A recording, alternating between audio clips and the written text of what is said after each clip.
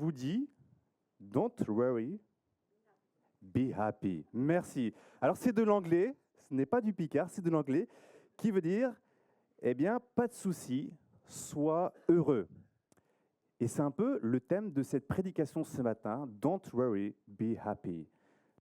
Pas de souci, sois heureux. En fait, ce chant, eh bien, c'est une musique qui a été écrite en 1989, qui a fait le top des tops par Bobby McFerrin et non pas par Bob Marley, et qui, dans ses paroles, nous dit « Voilà une petite chanson que j'ai écrite, tu voudrais peut-être la chanter mot à mot, ne te tracasse pas, sois heureux. Dans toutes les vies, il y a des soucis, mais quand tu te tracasses, ça devient pire. Ne te tracasse pas, sois heureux. Ne te tracasse pas, sois heureux maintenant. » Tout au long de ce chant, il y a quelques problèmes et la solution, c'est « Don't worry, be happy ». Tout va bien, ne te prends pas la tête. Franchement, sois heureux. Et c'est vrai qu'on peut être dans cette dynamique de positive attitude. Aujourd'hui, je vais être positif, je vais être heureux. Les soucis, je les mets au placard et je choisis d'être heureux. Alors, peut-être que la positive attitude peut fonctionner un moment, mais si vous avez déjà essayé d'expérimenter, eh bien, il y a quand même des choses où ça revient au galop. Et là, tu as beau te dire « don't worry, be happy », eh bien, du coup, tu te dis « c'est quand même pas toujours évident ». Alors, j'aimerais bien vous partager, en cette période de vacances où on est un peu plus cool, où on est un peu plus happy, 5 encouragements pour vivre dans la paix et la joie, pour vivre « don't worry, be happy », de manière biblique. Et à la fois, vous allez voir que ces encouragements sont des encouragements, mais aussi des recommandations. Et celles-ci se retrouvent données par l'apôtre Paul pour l'église de Philippe. Donc dans l'épître aux Philippiens, nous allons voir ces 5 encouragements, recommandations pour être « don't worry, be happy ». Et avant toute chose, le point de départ, tout cela, la fondation de tout cela, eh bien vous allez le voir, c'est Christ. Mais ça commence par une première rencontre. Si on ne connaît pas Jésus-Christ, si on ne reconnaît pas notre péché, si on ne se repent pas et qu'on ne saisit pas la grâce que Dieu nous accorde en Jésus-Christ par le moyen de la foi, eh bien, il nous manque tout le fondement pour être « don't worry, be happy ». Et on va voir dans la suite aussi pourquoi. Mais c'est le premier fondement, la première question que je vous pose aujourd'hui si vous êtes là. Est-ce que vous connaissez Jésus-Christ, oui ou non? Alors, on ne va pas me dire, je l'ai vu hier, tout va bien. Je vous parle de Jésus-Christ, Fils de Dieu, venu sur terre, mort, crucifié pour nos péchés, et qui nous appelle encore ce matin à dire, saisis l'appel que je te fais, tu es dans une galère noire, je veux te prendre et te pardonner tes fautes et te permettre la réconciliation avec Dieu le Père. Et à partir de là, cette base-là va entraîner la suite et la cohérence dans ces 5 encouragements et recommandations de l'apôtre Paul. Alors, pas de surprise pour ceux qui connaissent un petit peu, je vous invite à aller dans l'épître aux Philippiens, cette même épître que Élisabeth nous a citée en parlant du but à atteindre de l'apôtre Paul. Et il continue, donc on avait vu le chapitre 3, c'est ça, chapitre 3, et là on est dans la suite, chapitre 4. Et nous commençons avec le verset 4. Philippiens, chapitre 4, au verset 4. Et on va lire on va faire jusqu'au verset 9, mais on va lire verset par verset, vous allez voir, comme ça va être tout de suite clair dans nos têtes. Et ça commence avec cette chose, réjouissez-vous.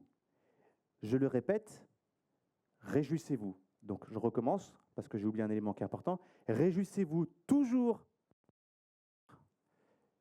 Je le répète, réjouissez-vous. Alors j'ai l'impression que le micro coupe de temps en temps. Est-ce qu'il faudrait que je prenne le micro filaire? Pour l'instant, tout va bien. OK. Donc je recommence. Réjouissez-vous toujours dans le Seigneur. Je le répète, réjouissez-vous. Ça commence ici. Sois happy, be happy. Mais be happy, comment? Be happy dans le Seigneur, le fondement de toute chose. Et vous savez, votre vie, notre vie, eh bien, il y a des circonstances qui sont instables et qui procurent parfois une joie. Et puis parfois, on est confronté à des choses qui ne sont pas réjouissantes, attristantes, des difficultés. Nous avons des éléments qui viennent de l'extérieur, des agressions, des choses qui viennent de l'intérieur de nous, qui nous déçoivent. On peut faire face à la détresse, à la frustration, à l'inquiétude, voire la peur. Et c'est vraiment difficile. On peut avoir des actes volontaires à notre encontre ou des actes, on pourrait dire, involontaires ou aléatoires, comme on pourrait parler de la maladie. Et vous savez très bien que la vie connaît ses hauts, waouh, tout va bien, et ses bas, ouh, et là, il n'y a plus personne. Et c'est terrible. Mais comment se réjouir quand tout semble instable? Et je vous annonce, si vous ne le savez pas encore, peut-être nous les plus jeunes, mais malheureusement, vous allez le voir, on va le voir encore, que la vie sera toujours continuellement. C'est la vie normale. On n'a pas encore cette finalité. C'est haut, on va dire plutôt c'est bas. Ces circonstances sont la conséquence du péché, le mal qui est dans le monde, qui nous amène à prendre de mauvaises décisions, à subir de mauvaises décisions, d'être dans un monde qui est complètement déréglé. Mais comment se réjouir quand tout semble instable? Le Seigneur Jésus, et on va le voir ensemble, son salut nous accorde, et par sa grâce, par le moyen de la foi, nous est accordé une fois pour toutes. Il ne déçoit pas, ses promesses se réalisent, sa présence est constante. Voici, je suis moi-même avec vous tous les jours jusqu'à la fin du monde. Son amour est éternel et fidèle. Il nous comprend mieux que quiconque. Il parle en notre faveur à Dieu le Père, il intercède en notre faveur et il nous attend. Je vous prépare une demeure. Il est mort, ressuscité et vit éternellement. Nous pouvons nous réjouir dans le Seigneur, quelles que soient les circonstances, car Jésus reste le même. La grande différence provient d'une part d'un monde créé et influencé, contaminé par le mal, et de l'autre, celui qui est le sens, l'origine de toute chose et en qui il n'y a pas de mal. Et en plaçant notre joie dans l'instabilité de la vie, tout naturellement, c'est les montagnes russes, eh bien, on sera déçu, il y aura des tristesses, on place notre espérance peut-être dans nos richesses, dans notre voiture, je ne sais quoi, et tout est détruit, dans des amitiés, il y a des trahisons, et dans la météo, et puis finalement il pleut, ou finalement il y a du soleil. On attend des choses et il y a une instabilité. Mais en plaçant notre joie dans la stabilité en Christ, eh bien, nous pouvons avoir une joie constante. Christ m'a aimé, je suis à lui aujourd'hui et pour l'éternité. J'ai l'assurance de mon salut. Un jour, je serai pleinement avec lui. Le qui est en moi, un jour totalement rétabli, et je serai parfaitement à sa ressemblance. La vie peut faire des zigzags comme le micro, avec des hauts et des bas. Mais j'espère que vous comprenez le sens de tout cela. Nous pouvons être be happy, mais be happy en quoi? Si tu choisis, je vous pourrais prendre un peu une illustration. Lorsque nous allions acheter une de nos premières voitures avec Anaïs, nous avions entendu parler d'une personne qui avait une voiture à vendre. Alors ça tombait bien parce que c'était un ami de la famille, on s'est dit c'est la bonne occasion de ne pas se faire avoir avec une voiture qui soit bancale. Et on s'est dit, c'est une personne de confiance et peut-être qu'elle nous fera un prix. Donc on s'est renseigné pour cette voiture. Mais cette personne, pleine de gentillesse avec nous, nous a dit non, n'achète pas cette voiture. Cette voiture est une caisse à savon. Elle est bancale comme jamais. Elle est vraiment pas fiable. Elle tremble, etc. C'est une grosse voiture avec un petit moteur.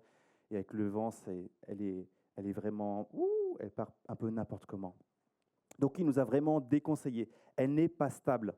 Prenez pas ce modèle. Mais voici quel modèle je vous conseille. Prenez cette marque-là. Et attention, pas tel chevaux, mais tel type de motorisation, parce que c'est beaucoup plus fiable, beaucoup plus durable. Et avec ça, vous allez pouvoir rouler longtemps. Et effectivement, on a acheté cette autre voiture et on était très contents avec celle-là.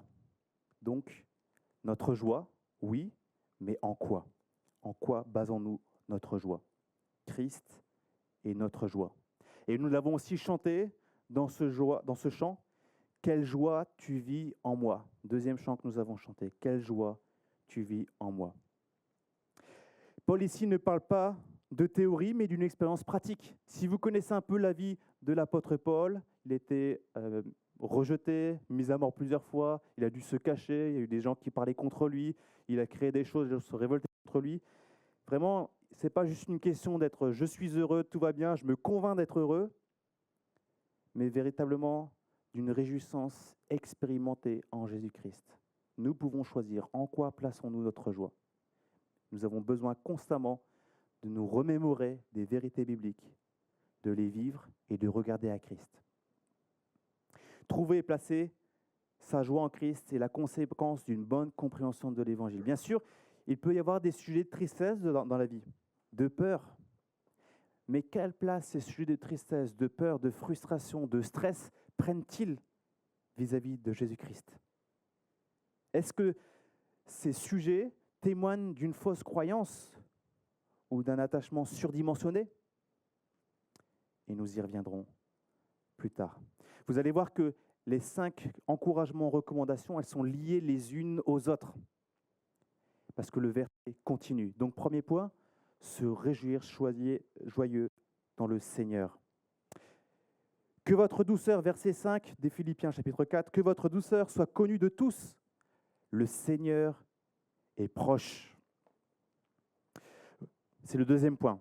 Alors vous vous souvenez peut-être de cette parole d'un chef scout que j'ai déjà cité plusieurs fois et que j'aime citer, donc je ne sais pas quand est-ce que j'en ai parlé. Il nous disait, les jeunes nous écoutent parler de l'Évangile pendant 20 minutes, si ce n'est 15, mais ils nous voient vivre le reste du temps. C'est vite fait pour eux de tirer des conclusions. Il ne s'agit pas simplement de parler, mais de vivre en cohérence.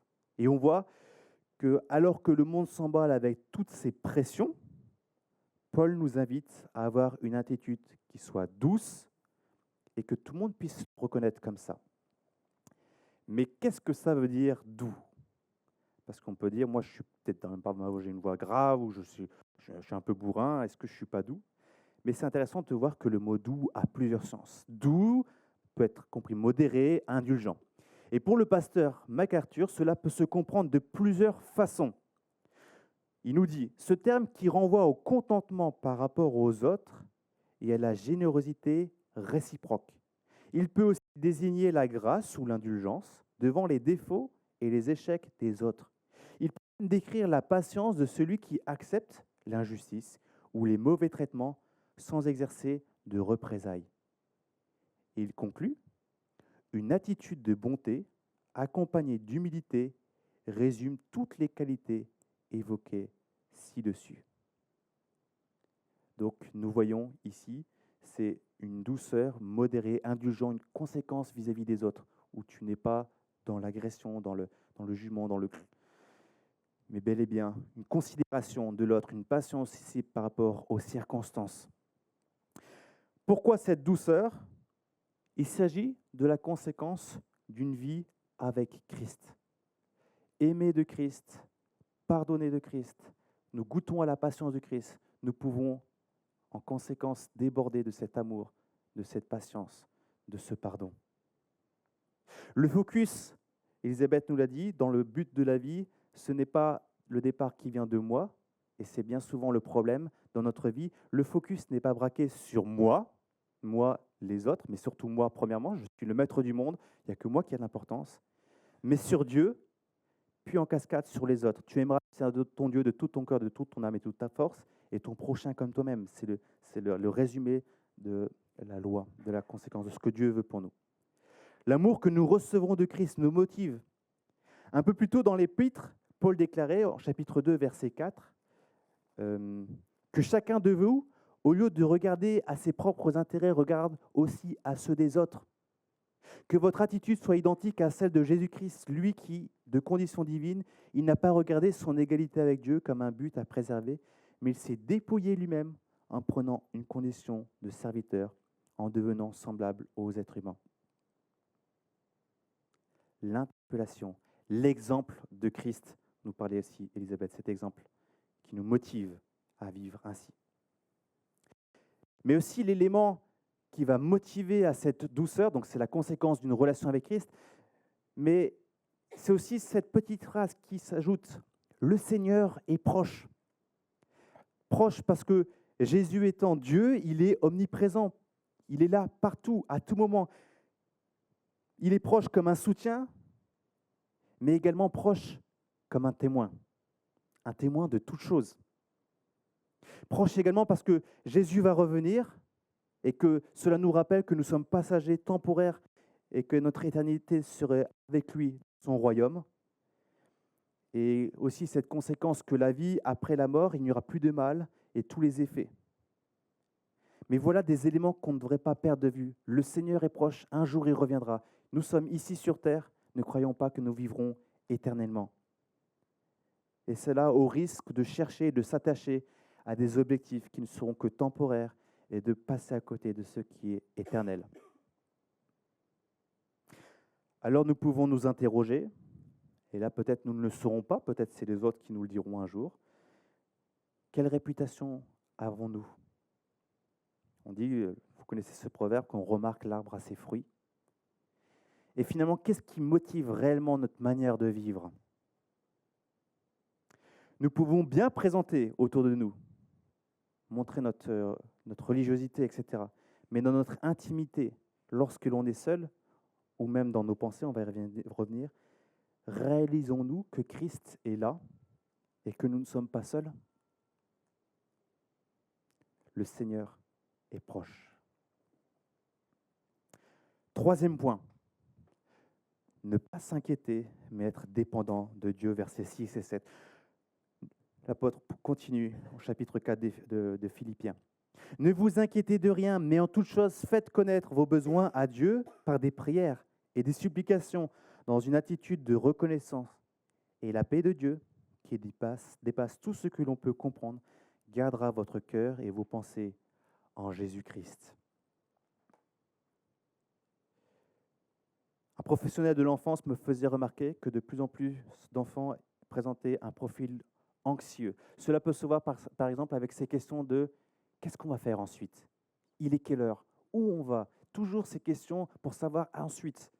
C'est un peu difficile de ne pas savoir l'éternité. Et nous devons tous faire face à des proportions différentes et aussi selon notre personnalité, à des sujets d'inquiétude, de frustration, de stress. Peut-être qu'il vous est arrivé dernièrement, ou il vous arrive dernièrement, ou il vous arrive maintenant, d'être troublé dans votre sommeil, de vous coucher en pensant quelque chose et vous réveiller en pensant quelque chose. Et toute la journée, ça vous travaille et vous dites comment on va gérer ça, comment ça va se passer.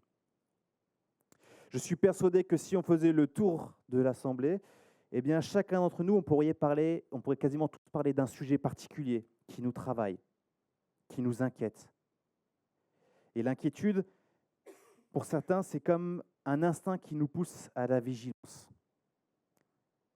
C'est là où c'est intéressant de préciser l'inquiétude qui est présentée ici. Timothy Lane, dans son livre « Vivre sans inquiétude, comment remplacer l'anxiété par la paix », apporte une précision intéressante. Voici donc ce qu'est l'inquiétude, un souci excessif. On peut se soucier, qu'est-ce que je vais manger ce midi ? Ah mince, j'ai pas de beurre dans mon frigidaire, je ne pourrais pas faire des pâtes au beurre comme je les aime. C'est un souci. Un souci excessif, ce serait je ne dors plus depuis 6 jours parce que, j'aurai des exemples après. Un souci excessif, ça prend une place hors du commun. Et ici, dans son Timothée Lane nous dit, cette analyse est simple et perspicace. Elle est également utile car elle nous dit ce que l'inquiétude n'est pas. L'inquiétude n'est pas équivalente au simple souci, comme le beurre. Puisque l'inquiétude est un souci excessif, alors elle est bien à distinguer du simple souci. Il arrive d'être préoccupé par des choses, mais les deux ne sont pas identiques. Vous pouvez identifier la différence. Un souci survient, on agit sagement et on prie. Tandis que quand l'inquiétude ou le souci excessif survient, on pense et on sait et on agit comme si tout nous incombait ou comme si tout est complètement hors du contrôle et on ne prie que de désespoir. Les choses prennent des proportions et on va les gérer par nous-mêmes. Il est intéressant de voir que cette question du souci et de l'inquiétude se retrouve aussi dans les bouches de notre Seigneur Jésus-Christ. Dans l'Évangile selon Matthieu, au chapitre 6, on nous relate ce discours de Jésus-Christ à ce sujet. Et à 3 reprises, au chapitre 6, au verset 25, 31, 34, Jésus nous appelle à ne pas nous inquiéter. Et Jésus met le doigt sur l'origine de l'inquiétude, cet attachement excessif dont nous parle Timothée Line, ou à quelque chose ou à quelqu'un qui nous détourne de celui qui est la paix, à savoir Dieu. Nous lisons en Matthieu 6, 24, « Personne ne peut servir 2 maîtres, car ou il détestera le premier et aimera le second, ou il s'attachera au premier et il méprisera le second. Vous ne pouvez pas servir Dieu et l'argent. » Et il conclut, « Recherchez d'abord le royaume et la justice de Dieu, et tout cela, les choses qui nous inquiètent, qui nous préoccupent, vous sera donné en plus. » Ce qui a de l'importance, c'est de chercher l'intérêt de Dieu et de vivre en cohérence. Et il prendra soin de ce qui est bon pour nous. Déchargez-vous sur lui de tous vos soucis, car lui-même prend soin de nous, nous appelle Pierre, l'apôtre Pierre. Finalement, on voit que l'inquiétude, c'est un réflexe qui se transforme en péché quand on met Dieu de côté. Ça a tellement d'importance pour moi que du coup, je ne peux pas me centrer sur Christ, je dois me centrer sur autre chose. On peut parler de cette personne qui a peur d'aller à l'église, parce que s'il croise ses collègues, il pourrait leur déplaire, car ils pourraient se moquer de lui s'ils savent qu'il est chrétien. On voit l'importance du regard des autres plutôt que sur Dieu. On pourrait parler de cet homme qui a peur de partir en vacances, car finalement il a mis tous ses espoirs, ses biens ont une telle importance que si sa maison venait à être cambriolée, il perdrait tout le sens de sa vie. On voit que c'est un matérialisme dominant. Ou on parlait de cette crainte de rester célibataire, au point de choisir un compagnon qui ne partage pas sa foi en Jésus-Christ. On pourrait parler du compromis ou de la désobéissance. Paul nous donne ici une sage solution lorsque l'on fait face à l'inquiétude, la prière, venir auprès de Dieu. Le pasteur Donald Carson nous dit, le souci chasse la prière. Quand nous sommes en souci, finalement, la vie de prière, on ne la vit plus. Ou alors, la prière chasse le souci. En priant, finalement, nous mettons en évidence ce qui accapare la place de Dieu dans notre vie. Qu'est-ce qui prend notre place ? Je suis face à une situation. Nous venons à Dieu, exposons notre situation et d'une certaine manière, nous reconnaissons la supériorité de Dieu. Il est supérieur à notre inquiétude. Mais Paul ne s'arrête pas simplement à la prière et à la supplication. Il nous invite également à la reconnaissance. Nous détournons nos regards de notre difficulté, notre problème, pour regarder dans ces situations comment je peux me réjouir. J'ai peur, c'est difficile, mais je sais et je veux me fonder sur tes promesses et regarder à toi. Il y a 1001 sujets pour lesquels nous pouvons être reconnaissants. Et si nous ne trouvons pas de sujet de reconnaissance, il serait intéressant de réfléchir et de creuser encore et encore, afin de ne pas passer à côté de bénédictions que Dieu nous accorde. Et si vous ne savez pas encore, je vous invite à lire le premier chapitre de Éphésiens pour se réjouir des bénédictions que nous avons en Christ.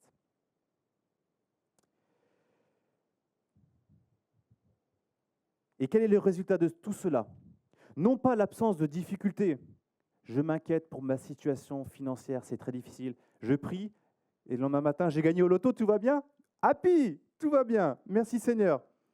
Non pas la réponse ou la résolution du problème, forcément, parce que Dieu répond selon sa bonne volonté, mais l'apaisement de Dieu, la paix de Dieu, car nous sommes à nouveau centrés sur Christ.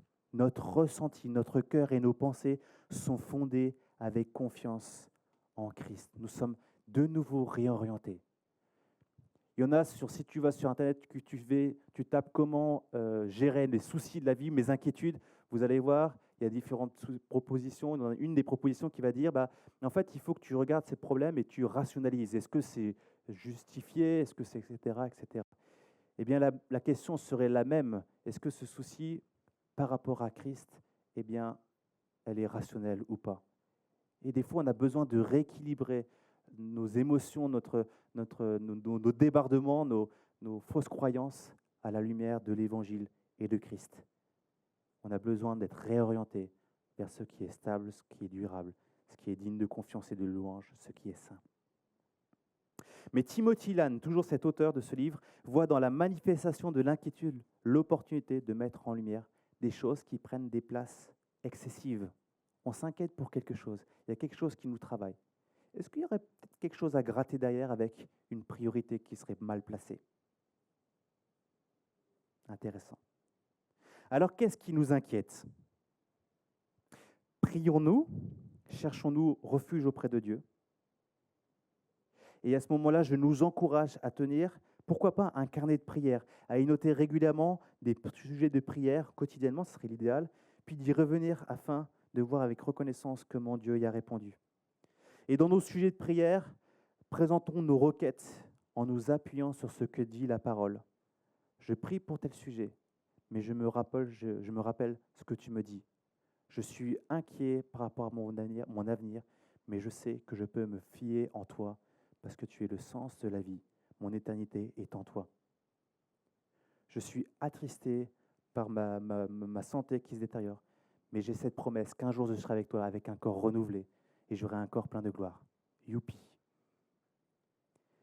Et manifestons notre reconnaissance dans cette situation.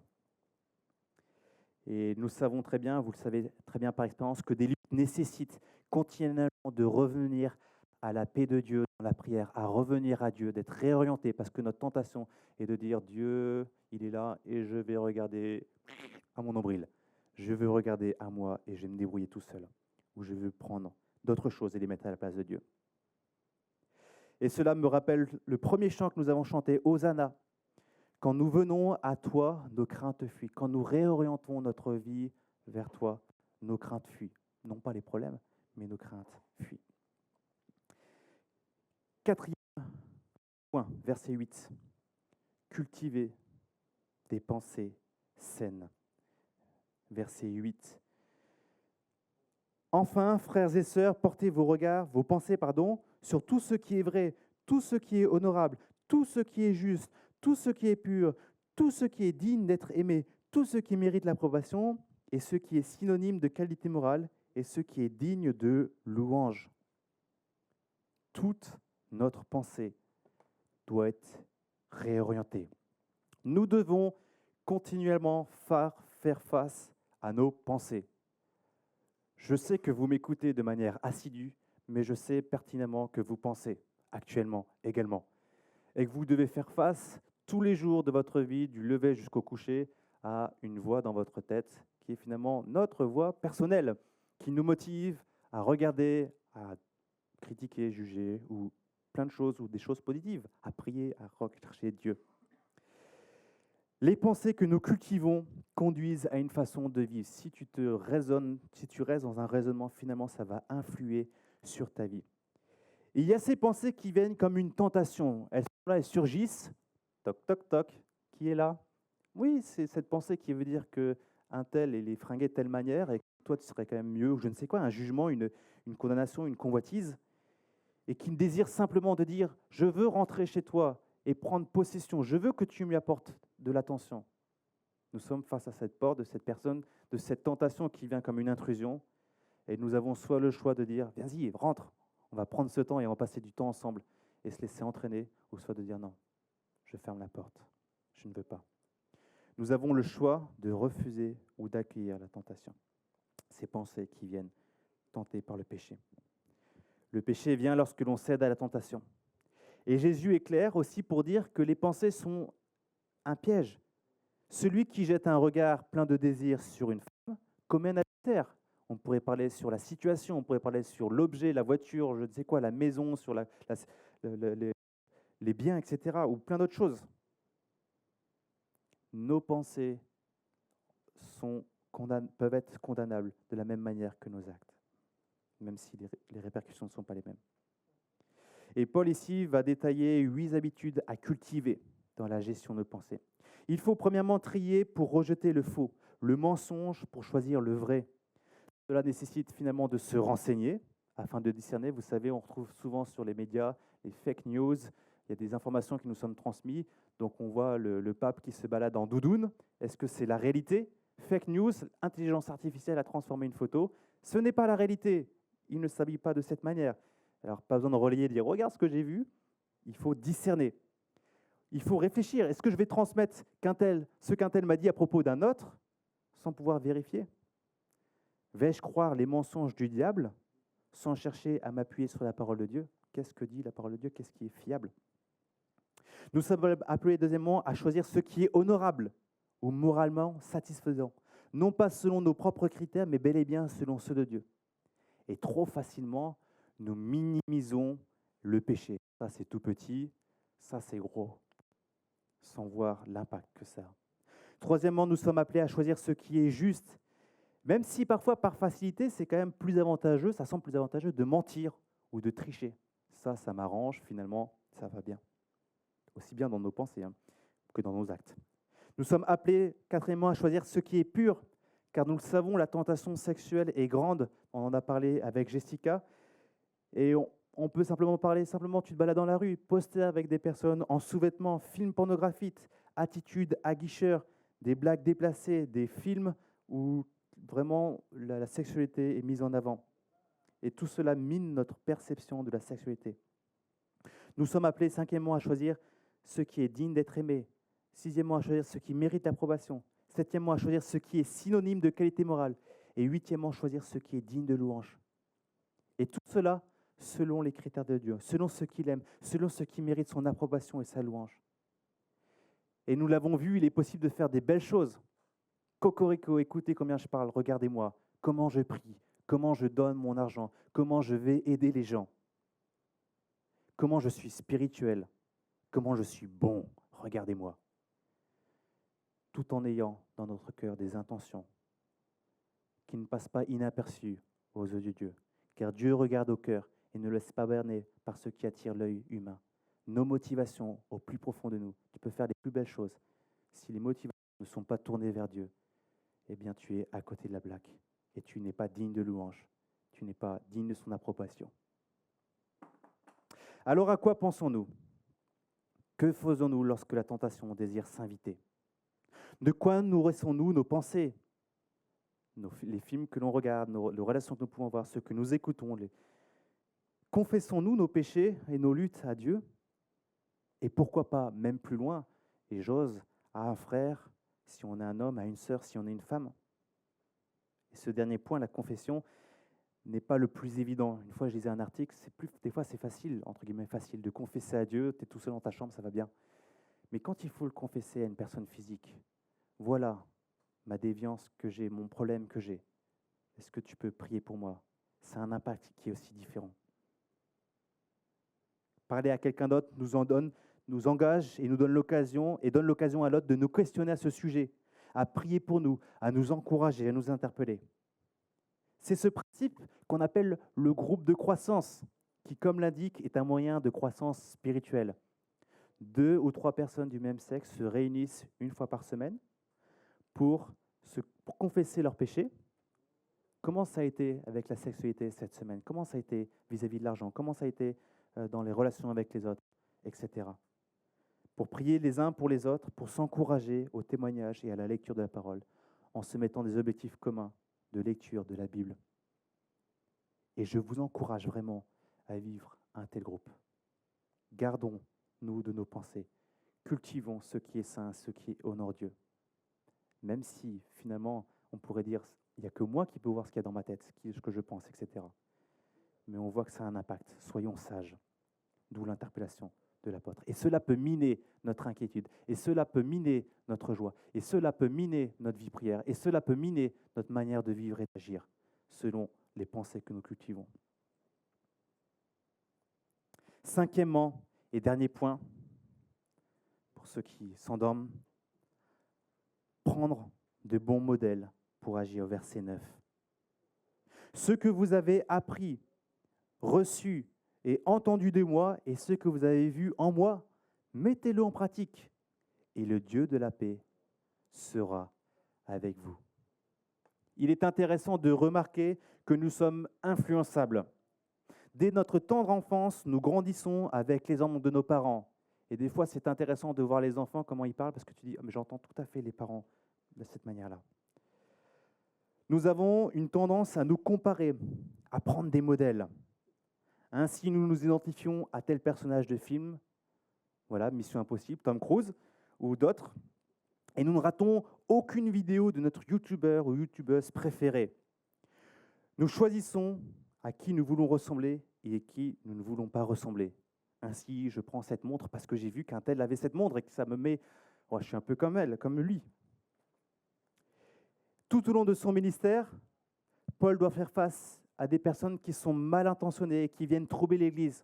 Et on voit dans les Philippiens, au chapitre 3, verset 2, il dit « Prenez garde aux chiens, prenez garde aux mauvais ouvriers, prenez garde aux faux circoncis. » Non pas croire que c'est les chiens dont il faut avoir peur, mais bien les personnes qui souffrent, qui sont une agressivité évidente.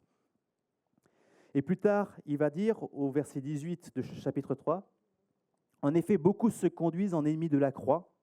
Je vous ai souvent parlé d'eux, et je le fais maintenant encore en pleurant. C'est un sujet de tristesse.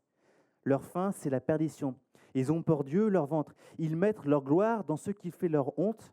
Ils ne pensent qu'aux réalités de ce monde. » Pour l'apôtre Paul, il est nécessaire de mettre en garde contre ceux qui ouvertement, les chiens, ou insidieusement détruisent l'œuvre de Dieu, et même envers ceux qui agissent dans le service de l'Église avec de mauvaises intentions. Cela afin que les croyants puissent discerner ce qu'il est bon d'écouter, et ce qu'il est bon de choisir comme modèle. Il n'est pas simplement question d'entendre. Ça, c'est une belle théorie. Aujourd'hui, vous entendez plein de choses et je suis encouragé de ce que vous entendez. Et vous allez voir en plus que vous allez pouvoir revisionner cette vidéo sur YouTube. Si vous voulez retravailler, je vous encourage, pourquoi pas. Il n'est pas simplement question d'entendre, mais de retenir un enseignement et de le mettre en pratique. Tu peux être gonflé de théories, de dire plein de belles choses, mais si tu ne le vis pas concrètement, ça ne va pas. Si tout à l'heure, à la fin de cette prédication, tu dis « Jonathan, ta prédication était très intéressante, je suis content pour toi. Qu'est-ce que tu vas mettre en place dans ta vie aujourd'hui ? De quelle manière Dieu t'a interpellé au travers de ce passage biblique ?» Et on voit aussi que dans ce témoignage de l'apôtre Paul, il y a aussi cette question de transmission. On voit de Timothée 2, ce que tu as entendu de moi, en prenant de nombreux témoins, confie-le à d'autres personnes qui soient fidèles et capables de l'enseigner aussi à d'autres. Nous recevons quelque chose que nous pouvons transmettre et encourager. Donc finalement, on peut se poser la question, quels sont nos modèles ? Qui écoutons-nous ? J'ai entendu discuter une fois avec une amie et elle me partageait un peu cette frustration d'avoir, ils avaient de la visite à la maison, elle disait, c'était tellement difficile parce qu'elle me disait tellement des choses qui étaient tellement dures. Et quand on en discutait avec elle, j'ai dit, mais tu sais, quand on te dit quelque chose, quand on te reproche quelque chose, il est intéressant de regarder qui te reproche, qui te dit quelque chose. Parce que toute parole venant de toute personne n'est pas digne de confiance ou de foi. Qui écoutons-nous ? Et vous savez, on est aussi un peu comme ce côté-là. J'ai mal au genou droit. Vite, Google. J'ai mal au genou droit. Et là, tu découvres que c'est une maladie extraordinaire, rarissime, que tu as certainement. Eh bien, nous pouvons trouver tout et n'importe quoi sur Internet. Allez voir un bon médecin pour commencer, et vous allez voir que c'est peut-être juste quelque chose de pas si grave que ça.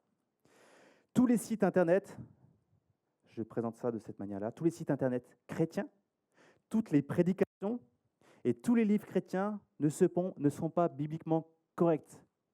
Ce n'est pas parce qu'il y a écrit pasteur, ce n'est pas parce qu'il y a écrit je parle de la Bible que c'est digne de confiance et de foi. Et des fois, on me dit, est-ce que tu as vu cette prédication, cet enseignement ? Et j'entends ça, je dis, ah, ça fait peur, on nous parle de la prospérité. Tu es chrétien et tu seras toujours happy et don't worry. Sinon, si tu n'es pas happy et don't worry, c'est-à-dire que tu n'es pas un bon chrétien. Tu n'auras plus de problème d'argent, tout ira bien, etc. D'autres choses qui sont terrifiantes. Demandez conseil à des personnes qui connaissent et qui sont fidèles à la parole de vous conseiller. Quel bouquin tu me conseilles ? Quel site Internet ? Quel auteur je pourrais lire ? Quelle prédication je pourrais écouter ? Et cette même parole, la Bible, est notre fondement pour discerner la véracité de ce qui est dit. Vous savez, l'apôtre Paul, le grand apôtre Paul dont on lit les épîtres, eh bien, quand il allait prêcher dans les églises de Bérée, eh bien, les chrétiens accueillaient avec joie la parole, avec beaucoup d'empressement même, on veut savoir, mais ils examinaient chaque jour les Écritures pour voir si ce qu'on leur disait était exact. Et des fois, nous avons cette tendance, mais ça, je ne sais pas si ce n'est pas même généralisé dans toute chose, de se laisser porter. On écoute, ces paroles de vérité, mais on a besoin de creuser la parole pour dire, est-ce que c'est vrai? Est-ce que ce qu'on nous dit, c'est digne de confiance? Est-ce que ce modèle est juste ou pas? Et vous allez voir que des fois, eh bien, on peut se louper, on peut dire des choses qui ne sont pas correctes, et on a besoin d'être recadré. Et l'encouragement également, c'est que nous pouvons vivre également un accompagnement individuel avec un grand frère ou une grande sœur spirituelle. Ceux-ci nous aident à comprendre la Bible, la vivre et à grandir à la ressemblance de Christ. Et c'est l'encouragement que je préfère. On pourrait appeler ça du discipulat, un peu ce que nous disait Jessica, ou du mentorat. On est interpellé à grandir. Nous avons besoin d'avoir des frères, des sœurs qui nous encouragent dans notre marche chrétienne. Vous voyez aussi que toute cette dynamique, ces encouragements, eh bien, trouvent aussi leur cadre dans l'Église. On n'est pas tout seul dans la foi. Nous avons besoin de l'Église pour avancer avec le Seigneur. Alors, 5 encouragements, recommandations. Se réjouir dans le Seigneur, faire preuve de douceur, et une douceur qui soit reconnue par les frères et sœurs. Ne pas s'inquiéter, mais être dépendant de Dieu. Du coup, aussi, de cultiver des pensées qui soient saines à la gloire de Dieu. Et enfin, prendre des bons modèles pour agir. La conclusion de Bobby McFerrin, du coup, qui chantait « Don't worry, be happy ». Ne te tracasse pas, ne t'inquiète pas, sois heureux. Eh bien, l'apôtre Paul nous donne le sens d'une joie profonde et d'une paix qui dépasse tout ce que nous pouvons imaginer, qui vient bien au-delà d'une paix qui soit chancelante ou qui soit mal fondée. Le Seigneur Jésus, il est celui qui nous ouvre l'accès à Dieu le Père, qui nous montre l'exemple, qui nous soutient. Et ces 5 encouragements et recommandations sont indivisibles. Il n'y a pas de joie sans la foi manifestée dans la communion et un choix de vie cohérente en pensée et en acte. Il n'y a pas de vie de prière sans une bonne compréhension de l'œuvre de Christ et une lutte contre le péché. Nous voyons aussi que la théorie sans la mise en pratique est vide et que la mise en pratique dans de mauvaises motivations est nulle.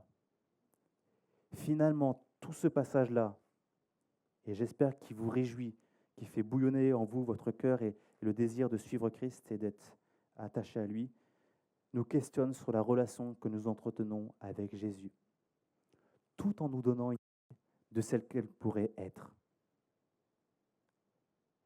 Et je vous encourage à lire cette épître aux Philippiens au complet, parce que c'est un délice. Elle est riche, cette épître. Elle est pleine d'encouragement, d'interpellation, plein d'amour de cet apôtre pour cette Église. Alors, on pourrait terminer ainsi, et je vais plutôt terminer ainsi, pas on pourrait, mais je vais terminer ainsi.